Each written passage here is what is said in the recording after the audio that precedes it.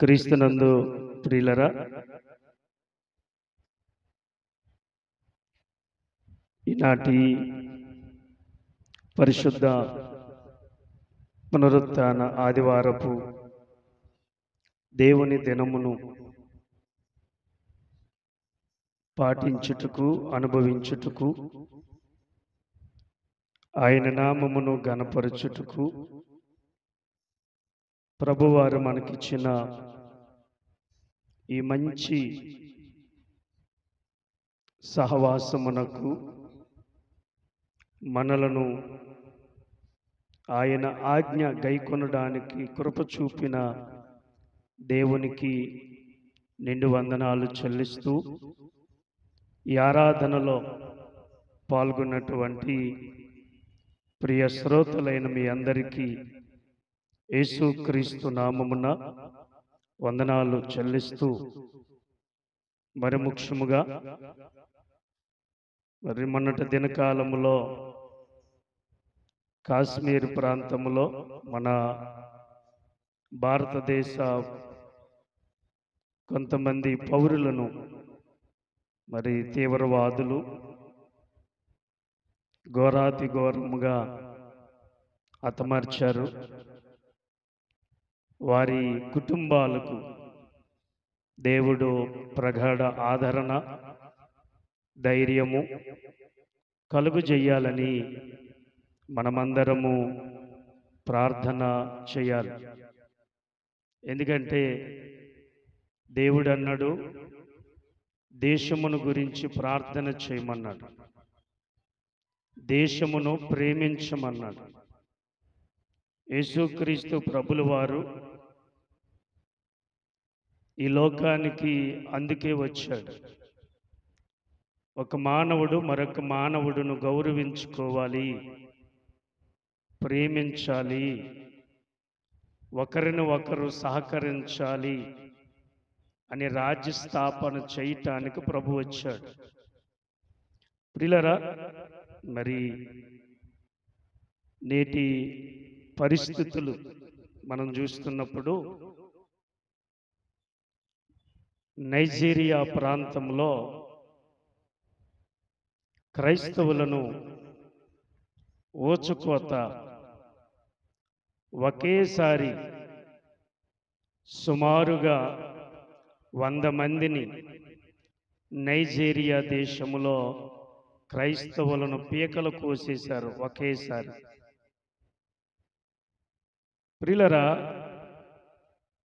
విశాఖపట్నం మొన్ననే విశాలాక్షి నగర్ అనే ప్రాంతంలో వీధిలో ఒక ఫ్యామిలీ సువార్త పత్రికలు రోడ్డు పొడుగున పంచుకుంటూ వెళ్తున్నప్పుడు ఒక వ్యక్తి వచ్చి ఆయనను భయంకరంగా కొట్టి భయంకరంగా బాధ పెట్టాడు. ప్రియులారా, పరిస్థితులు మనం చూచినప్పుడు యేసు ప్రభువారు భూమి మీద ఉన్నప్పుడు మన రాజు చెప్పిన మాటలు, మన కాపరి చెప్పిన మాటలు ఏంటి అంటే, కొండ మీద ప్రసంగం ఆయన చెబుతూ, నీతి నిమిత్తము హింసింపబడువారు ధన్యులు అని చెప్పారు. మీ మీద చెడ్డ మాటలు పలుకుతారు, మీ మీద అబద్ధపు మాటలు చెప్తారు, అప్పుడు మీరు కృంగిపోవద్దు, అప్పుడు మీరు ధన్యులు అన్నాడు. ప్రియమైన దేవుని బిడ్డలారా, హింసించటము అంటే దానికి ఒక పదం వాడారు, డియోకో అనే పదం. అంటే అది గ్రీకు భాష నుండి వచ్చినటువంటి పదం. హింసించటం, లేక తరమటం, లేకపోతే వెంటబడటం, లేకపోతే శారీరక దూషణలు చేయడం, లేకపోతే ఇబ్బంది పెట్టడం, లేకపోతే హింసకు గురి చేయడం, ఇవన్నీ కూడా హింసించే దానిలోనికి వస్తాయి. ప్రియమైనటువంటి దేవుని బిడ్డలారా, నీతి కొరకు హింసింపబడిన కొందరు మీ ముందు ఉంచుతాను. ప్రియులారా, దేవుని బిడ్డలారా, పశ్చిమ చెప్పని డాక్టరు ఎంతో, సత్యము చెప్పని పాస్టర్ గారు కూడా అంతే. పశ్చిమ చెప్పని డాక్టర్ ఎంతో, సత్యము వినని క్రైస్తవుడు అంతే, అంటే విశ్వాసి అంతే. ప్రియమైనటువంటి దేవుని బిడ్డలారా, ప్రియమైనటువంటి సంఘమా, హింసింపబడువారు ధన్యులంట, పరలోక రాజ్యము వారిదంట. కాబట్టి క్రైస్తవుడుకు హింసలనేవి వస్తాయి. నిజమైన దేవుని బిడ్డలకు ఆటంకములు వస్తాయి.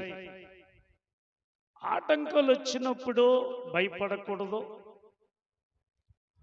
అవమానాలు వచ్చినప్పుడు కృంగిపోకూడదు. సంతోషం వచ్చినప్పుడు ఎట్లా ఉన్నావో, బాధ వచ్చినప్పుడు కూడా అట్లాగే ఉండాలి క్రైస్తవుడు. ప్రియమైనటువంటి దేవుని బిడ్డలారా, ప్రియమైనటువంటి సంఘమా, నేటి మానవ సమాజం ఎట్లా అయిపోయిందంటే, పూర్తిగా దారి తప్పిపోయిన పరిస్థితుల్లో మనుషులు జీవిస్తూ ఉన్నారు. కాబట్టి నీతి కొరకు హింసింపబడినటువంటి ఒక వ్యక్తిని ఈరోజు మీకు చూపించి వాక్యాన్ని ముగిస్తాను. నీతి కొరకు హింసింపబడిన ప్రవక్తలు హింసింపబడ్డారు. ప్రియమైనటువంటి దేవుని బిడ్డలారా, పరిశుద్ధ బైబిల్ గ్రంథంలో ప్రవక్తలు హింసింపబడ్డారు. ప్రవక్తలలో ఒక వ్యక్తిని గురించి నేను మీకు చెప్తాను. ఆ వ్యక్తి మనందరికీ తెలుసు, ఇర్మియా ప్రవక్త. ఏం పేరండి? ఇర్మియా ప్రవక్త. ఇర్మియా అనగా అర్థము యెహోవా స్థాపించును అని అర్థము. బైబిల్ గ్రంథంలో ఇర్మియా అనే పేరు కలిగిన వారు ఎంతమంది ఉన్నారయ్యా అంటే 9 మంది ఉన్నారు. ఎంతమంది ఉన్నారు? ఆ విషయం తెలుసా? తెలియదు. 9 మంది ఉన్నారు. ఈ 9 మందిలో ప్రవక్తి అయిన ఇర్మియా ఒకరు. ఈయన అనాతోతు అను గ్రామానికి చెందినవాడు.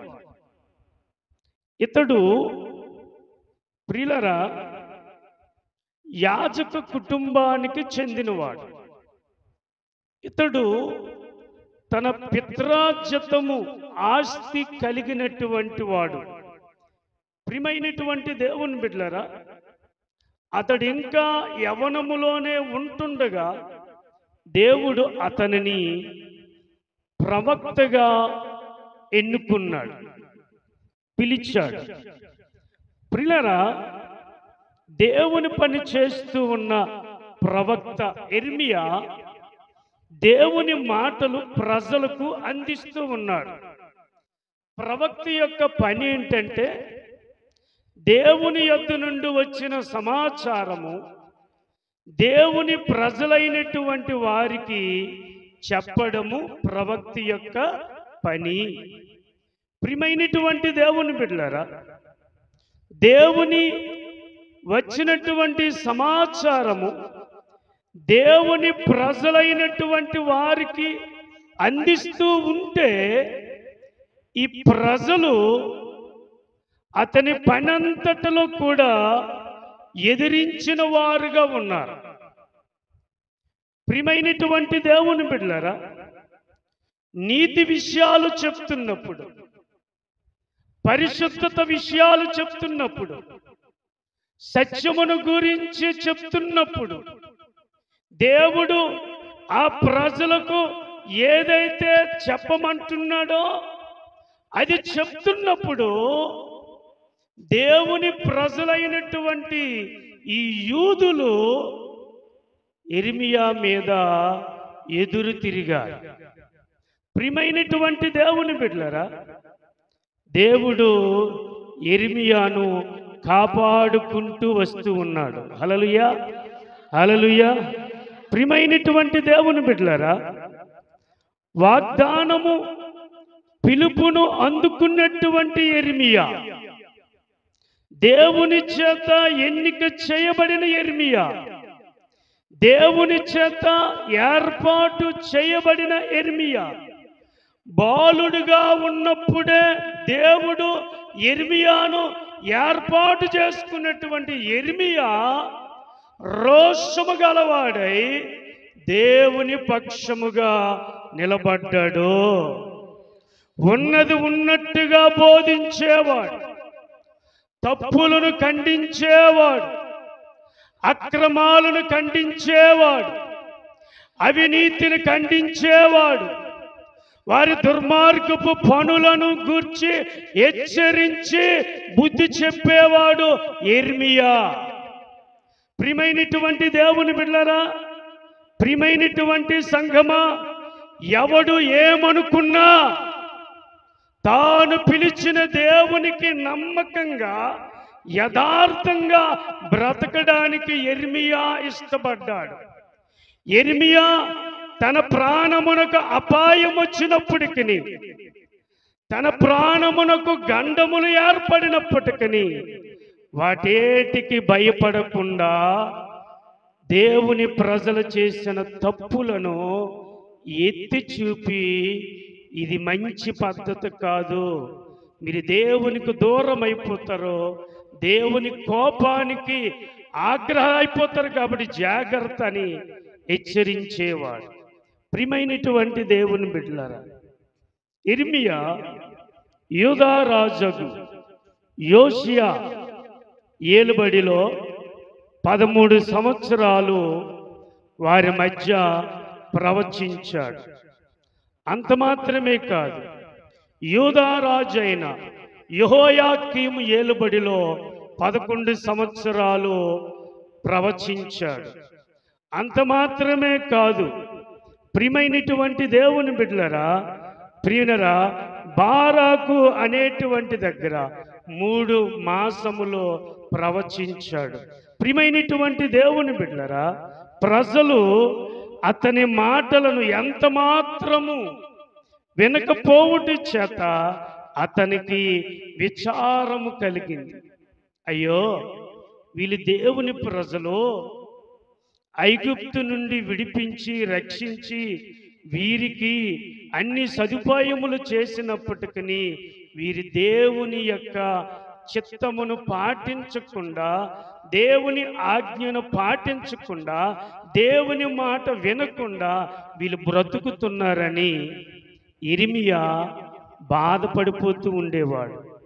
అందుకే వారి కొరకు యెరెమీయా విలపిస్తూ ఏడుస్తూ దేవుని దగ్గర బ్రతిమాలేవాడు. అయ్యా, వాళ్ళు నీ ప్రజలు కదయ్యా, వాళ్ళని శత్రువుల చేతికి అప్పగించకుండాయ్యా, వాళ్ళని బాధలు పెట్టవద్దయని యెరెమీయా అనేక మారులు దేవుని దగ్గర ప్రలాపించేవాడు. అందుకే ఆయనకు బిరుదు ఏంటంటే విలపించు ప్రవక్త. ఏ బిరుదండి? విలపించు ప్రవక్త. ప్రియమైనటువంటి దేవుని బిడ్డలారా, అంత మాత్రమే కాదు, మీరు గమనిస్తే మీరు యెరెమీయా 8వ అధ్యాయము 16 నుండి 28 వచనాల్లో ప్రజలు అతని మాటలు ఎంత మాత్రము వినటం లేదు. అంత మాత్రమే కాదు, యెరెమీయా గ్రంథం 11వ అధ్యాయము 18 నుండి 23 వచనాలు, అంటే అనాతోతు గ్రామానికి ఆయన సొంత బంధువులు ఆయన మీద తిరగబడ్డారు. ప్రియమైనటువంటి దేవుని బిడ్డలారా, అంత మాత్రమే కాదు, ఆయన సొంత ఊరు వారు అతనిని చంపటానికి చూశారు. అంత మాత్రమే కాదు, యెరూషలేములో ఉన్న ప్రజలందరూ కూడా ఆయన ఏం చేశారంటే అతనికి విరోధముగా పోగయ్యారు. ప్రియమైనటువంటి దేవుని బిడ్డలారా, అంత మాత్రమే కాదు, మతాధికారులు రాజు యెరెమీయాను బహిరంగముగా బోధింపరాదని ఆజ్ఞాపించారు. అంత మాత్రమే కాదు, నీతి మాటలు చెప్తుంటే, దేవుని మాటలు చెప్తుంటే వారికి వినడానికి ఇష్టము లేకుండా ఏం చేశారంటే యెరెమీయాను దేశద్రోహము యొక్క చట్టము క్రింద దేశ బహిష్కరణ చేశారు. చూడండి, నీతి కొరకు దేవుని కోసం నిలబడితే, దేవుని మాటలు అందిస్తే దేవుని ప్రజలు ఏం చేస్తున్నారు? దేవుని కొరకు నిలబడిన ప్రవక్తకు దేశ బహిష్కరణ చేశారు. ఏమండి, అన్యులే బెటర్ కదా వీళ్ళకన్నా? ఎవరు బెటరు? అన్యులకు యేసు ప్రభు గురించి తెలియదు, అన్యులకు యేసుక్రీస్తు వాక్యము తెలియదు, అన్యులకు యేసుక్రీస్తు ప్రేమ తెలియదు. కానీ యేసుక్రీస్తు బిడ్డలమని చెప్పుకున్న ప్రజలు ఎవరు హింసిస్తున్నారు? దేవుడు పంపినటువంటి ప్రవక్తను మరి ఎవరు మంచోలు? అన్యుల మంచోలా? దేవుని బిడ్డని చెప్పుకొని, దేవుని సొత్తని చెప్పుకొని, దేవుని రాజ్యానికి వారసులను చెప్పుకొని దేవుడు పంపించిన ప్రవక్తలను నువ్వేం చేస్తున్నావు? దేశద్రోహము క్రింద బహిష్కరించారు, చంపడానికి చూశారు. ప్రియమైనటువంటి దేవుని బిడ్డలారా, ప్రియమైనటువంటి సంఘమా, అయితే యెరెమీయా ఎప్పుడైతే యెరెమీయాను దేశద్రోహము ముద్ర వేశారో ఆయన రాసిన రాతలు దేవాలయములో ఉంచి వేరొక వ్యక్తి చేత దేవుని మాటలు వినిపించాడు. వినిపిస్తే ఆ మాటలు విన్న యూదులు ఏం చేశారు తెలుసా? రాజుగారికి చెప్పి, ఏ గ్రంథమైతే యెరెమీయా రాశాడో ఆ గ్రంథాన్ని ఆలయములో నుండి బయటికి తీసుకొచ్చి చాకుతో రాజు కోసి వాటిని మరి చింపి అగ్ని చేత కాల్చాడు. అది ఘోరం అండి. దానిని కాల్చడానికి కారణం ఎవరు? దేవుని ప్రజలను ముద్ర వేసుకున్న వాళ్ళే. ప్రియమైనటువంటి దేవుని బిడ్డలారా, ప్రియమైనటువంటి సంఘమా, మీరు గమనించండి. యెరెమీయా గ్రంథం 18వ అధ్యాయం 18 నుండి 23వ వచనము వరకు, యెరెమీయా గ్రంథం 36వ అధ్యాయం 1 నుంచి ఆఖరి వరకు యెరెమీయాను ఏం చేశారు తెలుసా? చివరికి వీడు మాట వినట్లేదని యెరెమీయాను రాజు ఏం చేశారంటే, ఆ యూదా ప్రజలు యెరెమీయాను 2 చేతులకి బొండాలు వేసి, సంకెళ్ళు వేసి, ఆ బొండాలతో వేసి యెరెమీయాను కొట్టారు. ఏం చేశారు?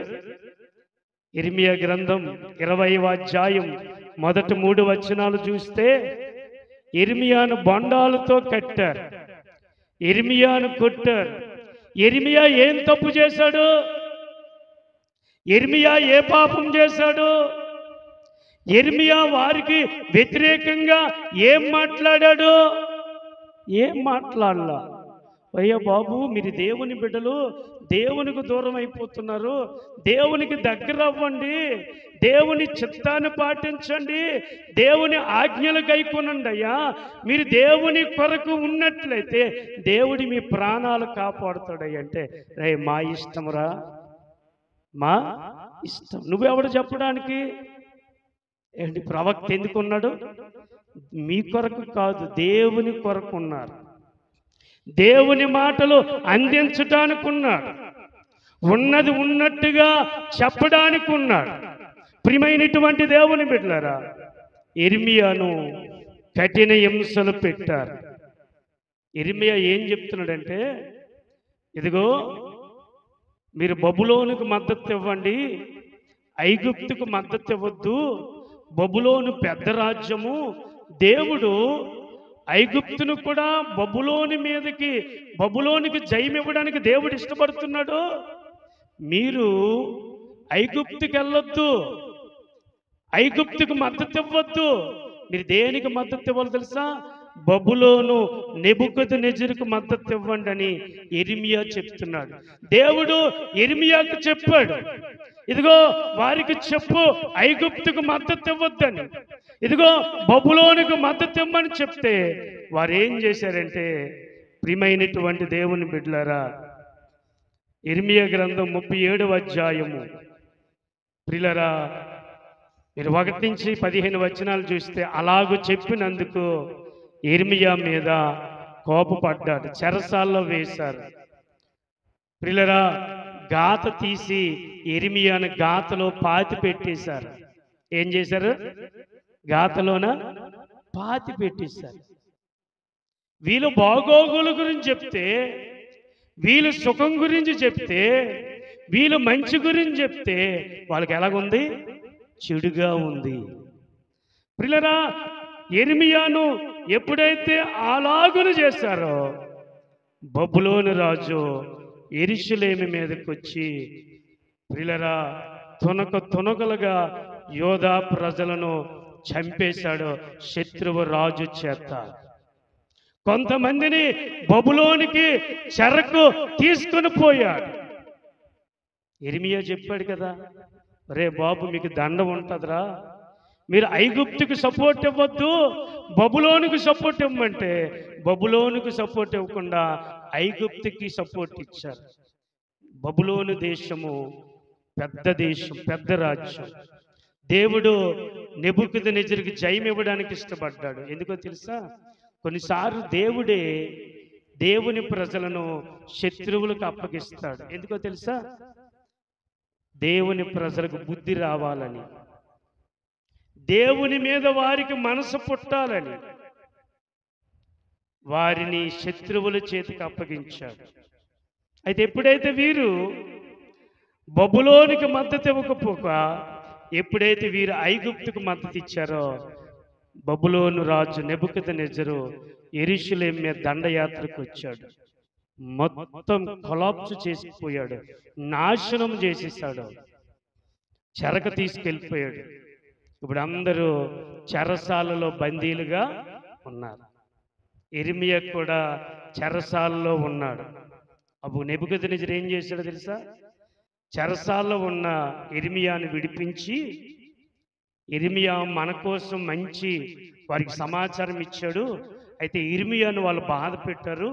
ఈ యిర్మీయా దేవుని ప్రవక్త, దేవుని మాటలు వీళ్ళకి అందించారు. అయితే ఆ ప్రవక్తను వారు శత్రువులుగా భావించారు. కాబట్టి ఆ యిర్మీయాను చెరసాల నుంచి విడిపించి యిర్మీయాకు భోజన సదుపాయాలు శత్రువు రాజు ఏర్పాటు చేశాడు. హల్లెలూయా. ఇప్పుడు ఎవరు మంచోళ్ళు చెప్పండి? ఎవరు మంచోళ్ళు? శత్రువు రాజు దేవుని ప్రవక్తకు మేలు చేస్తా ఉన్నాడు. ప్రియమైన దేవుని బిడ్డలారా, క్రీస్తు పూర్వము కూడా దేవుని కొరకు నిలబడిన వారి మీద హింసలు చేయడము పరిపాటి.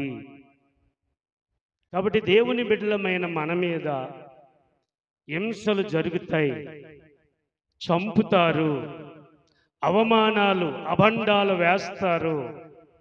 అయితే వాటికి భయపడవద్దు. ప్రాణము పోయినా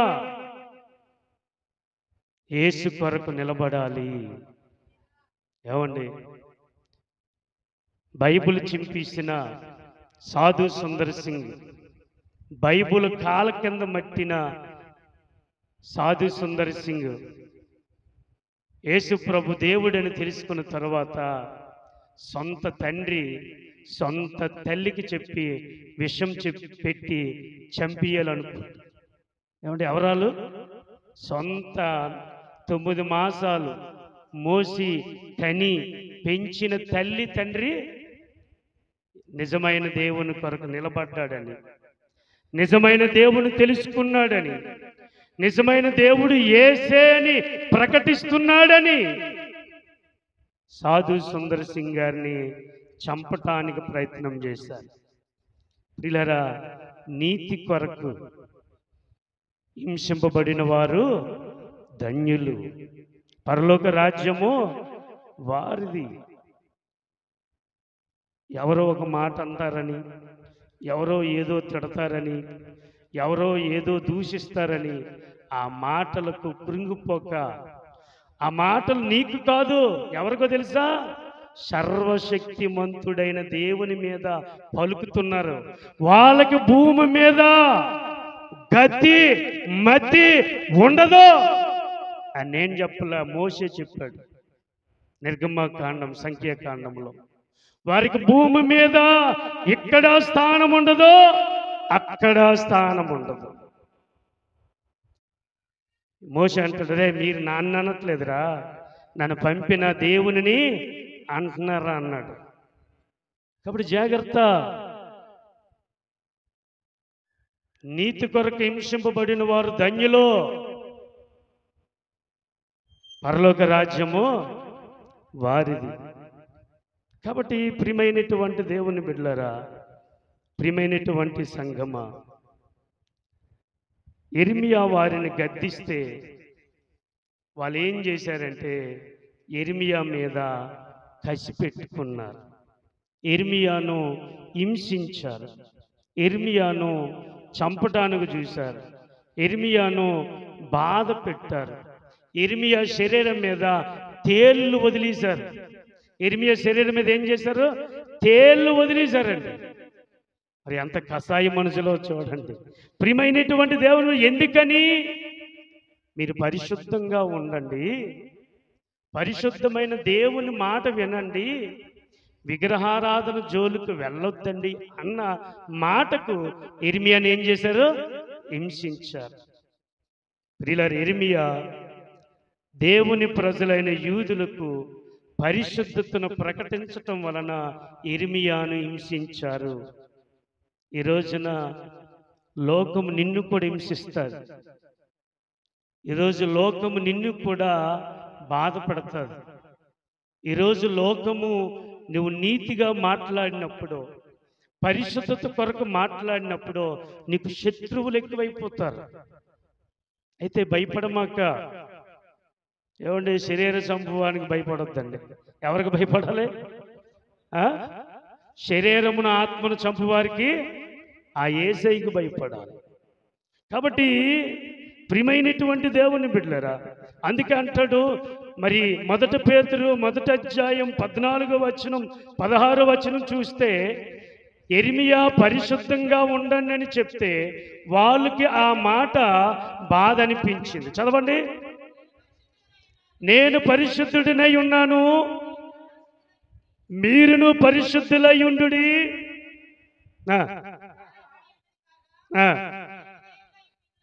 మీరు విధేయులకు పిల్లలై మీ పూర్వపు అజ్ఞాన దశలో మీకుండిన ఆశలను అనుసరించి ప్రవర్తింపక, ముందు అజ్ఞాన దశలో ఉన్నారు కదా, ముందు దేవుని ఎరగనప్పుడు నడిచారు కదా, ముందు అవివేకంగా ఉన్నారు కదా, ముందు దుర్మార్గపు నడతలు నడిచారు కదా, ముందు చీకటి బ్రతుకులు బ్రతికారు కదా, ముందు మోసపు బ్రతుకులు బ్రతికారు కదా, ముందు అన్యాయపు బ్రతుకులు బ్రతికారు కదా, ముందు అసత్యపు బ్రతుకులు బ్రతికారు కదా, ముందు అభద్రత భావములో బ్రతికారు కదా, ముందు అబద్ధాలు కోరు బ్రతుకులతో బ్రతికారు కదా. అయితే ఇప్పుడు మీరు ఎలాగుండాలి? నేను ఎలాగైతే ఉన్నానో అలాగ మీరు ఉండాలి.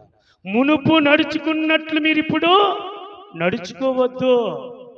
నేను మీ కొరకు రక్తం కార్చాను, మీ కొరకు ప్రాణం పెట్టాను, మీ కొరకు నా మహిమను విడిచిపెట్టి సమస్తమును దారపోసాను. ఇప్పుడు మీరు నా ప్రజలు. ఇప్పుడు మీరు ఎలాగుండాలి? అజ్ఞాన కాలములో ఉన్నట్లు ఉండకూడదు. మిమ్మల్ని పిలిచిన వాడు పరిశుద్ధుడై ఉన్న ప్రకారము మీరును సమస్త ప్రవర్తన యందు పూర్వము అజ్ఞానపు దశ. దేవుడు అంటున్నాడు, యేసే అంటున్నాడు, నేను పరిశుద్ధుడును గనక మీరును సమస్త ప్రవర్తన యందు పరిశుద్ధులై. ఏమంటే ఇప్పుడు మనం అలా బతికితే అల్లాడికి మనకేం తేడా? ఆడి గుణంకి మన గుణంకి ఏం తేడా? వాడి మాటకి నీ మాటకి ఏం తేడా? రే ముష్టోడా అంటాడు దేవుడు, రే పనికి మాలిన వాడా అని సంబోధిస్తాడు. సంబోధించట్లేడా? ఒరే చెడ్డ దాసుడు అంటే అర్థం ఏంటే? పనికి మాలోడా అర్థం. అప్పుడు ఎలాగున్నావు ఇప్పుడు అలాగే ఉంటే నీకేం బ్రతుకురా అని అంటాడు.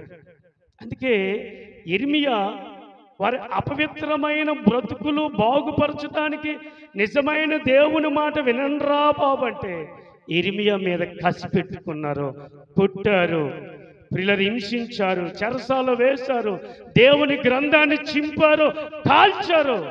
కానీ దేవుని గ్రంథము కాలిపోయింది కానీ అది మాసిపోలేదు, ఇప్పటికీ అది బ్రతికే ఉంది. పిల్లరా భక్తులు చంపబడొచ్చుగాక కానీ వాక్యము సజీవమై నిలుస్తూ ఉంటది. కాబట్టి ప్రియులారా, నువ్వు దేవుని కొరకు నిలబడితే, నువ్వు దేవుని కొరకు ప్రకటిస్తే, నువ్వు దేవుని కొరకు బ్రతికితే నీకు శత్రువులు ఎక్కువైపోతారు. అయిపోతే మన కొరకు ఆయన ప్రాణం పెట్టాడు, మరి ఆయన కొరకు నువ్వేం ప్రాణం పడతావు? ఆ నైజీరియాలో ఆ 100 మందిని ఓచుకోదుకొస్తారు. చంపేయండి, ఒక్కసారి ప్రాణం పోద్ది. ఇలా కోస్తారు ఒకేసారి. దేవుని కొరకు హతసాక్షులు అయ్యారు. అది జీవితం అంటే. ఆ ఉన్న బ్రతికినా పోయినా అది జీవితం.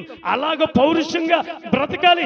ఎంతకాలం మోస బ్రతుకులో, ఎంతకాలం కుళ్ళుపోయిన బ్రతుకులు, ఎంతకాలం పాచిపోయిన లడ్డూల్లాగా నీ బ్రతుకులుంటే ఎందుకు ఆ బ్రతుకు? దేవుని కొరకు బ్రతకండి, దేవుని కొరకు జీవించండి. ఆ దేవుడు చనిపోయిన పరలోకానికి నీ ఆత్మను తీసుకెళ్తాడు. నీతి కొరకు హింసింపబడిన వారు ధన్యులు, పరలోక రాజ్యము వారిది.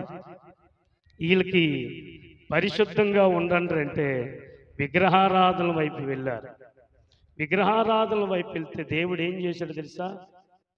బబులోను రాజును రేపి యెరూషలేము పట్టణాన్నంతా బుగ్గుపాలు చేయించేశాడు. చూసారా ఎంత ప్రమాదము? దేవుని మాట వినకపోతే, పరిశుద్ధతను పోగొట్టుకుంటే ఎంత నష్టమో తెలుసా? నీతిని పోగొట్టుకుంటే ఎంత తెలుసా? నీతి లేనివాడు స్కూల్లో రాస్తారు, నీతి లేనివాళ్ళు నీతి లేనివాడు వింత పశువుతో సమానం. పశువైన దెబ్బకి వింటది, నీతి లేనుడు ఎన్నుకుట్టినా పగ పెట్టుకుంటాడు. ప్రియమైన దేవుని బిడ్డలారా, ప్రియమైనటువంటి సంగమా, లోకం మనల్ని ద్వేషిస్తుంది, లోకం మనల్ని వ్యతిరేకంగా చూస్తుంది. ఎందుకో తెలుసా? మనము నీతి న్యాయములు జరిగించు దేవుని బిడ్డలం. మనం తప్పంటే ఒప్పుకోం. మరి లోకం ఏం చేస్తుంది? ఇది పెద్ద నీతిమంతుడురా అని ఎక్కిరిస్తుంది, మనల్ని దూరం పెడుతుంది. కాబట్టి దేవుని బిడ్డలమైన మనం నీతి కొరకు హింసింపబడినా పర్వాలేదు, నీతి కొరకు గాయాలైనా పర్వాలేదు, చివరికి నీతి కొరకు మరణమైనా పర్వాలేదు. ఎందుకో తెలుసా? పరలోక రాజ్యము వారిది. పరలోక రాజ్యములో ఎవరు ఉంటారంటే నీతి కొరకు హింసింపబడిన వారు ఉంటారు. కాబట్టి ప్రియమైన దేవుని బిడ్డలారా, ఎన్నో విషయాలు వాక్యం ఉంది. మరి దేవుడు ఇర్మియాను వారి హింసించినప్పటికీ దేవుడు ఇర్మియాను కాపాడుకుంటూ వచ్చాడు. ఎందుకో తెలియదు? ఇర్మియా ఎవరో తెలుసా? దేవుని బిడ్డ. నీవు నేను ఎవరమో తెలుసా? దేవుని బిడ్డ. లోకం మనల్ని ఏం చేస్తుంది? ద్వేషిస్తుంది, వెలివేస్తుంది, మన మీద చెడ్డ మాటలు పలుకుతుంది, మనల్ని అవమానపరుస్తుంది, మనల్ని గేలీ చేస్తుంది.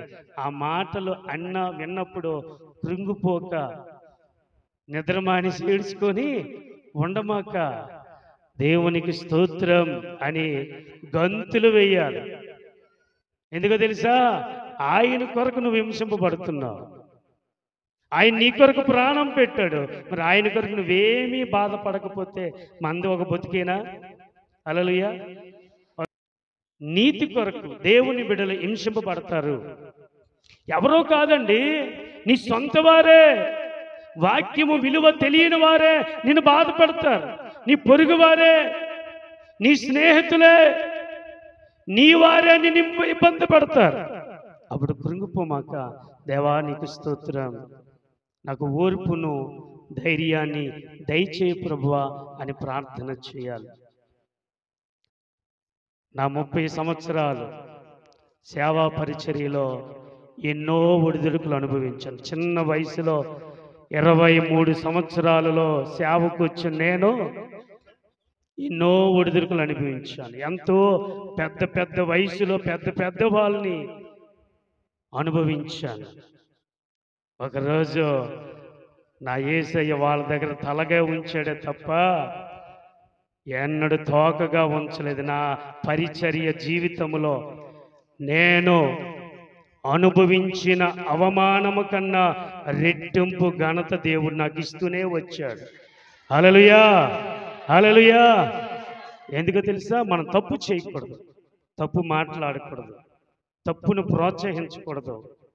ఇక్కడ మాటలు అక్కడ మాటలు ఇక్కడ చెప్పకూడదు. నువ్వు నీతిగా బ్రతుకో, నీ పక్షంగా దేవుడు యుద్ధం చేస్తాడు. నీతి కొరకు హింసింపబడిన వారు ధన్యులు, పరలోక రాజ్యము వారి. అట్టి కృప దేవుడు మనకు దయచేయునుగాక. ఆమేన్. తలల వంచు.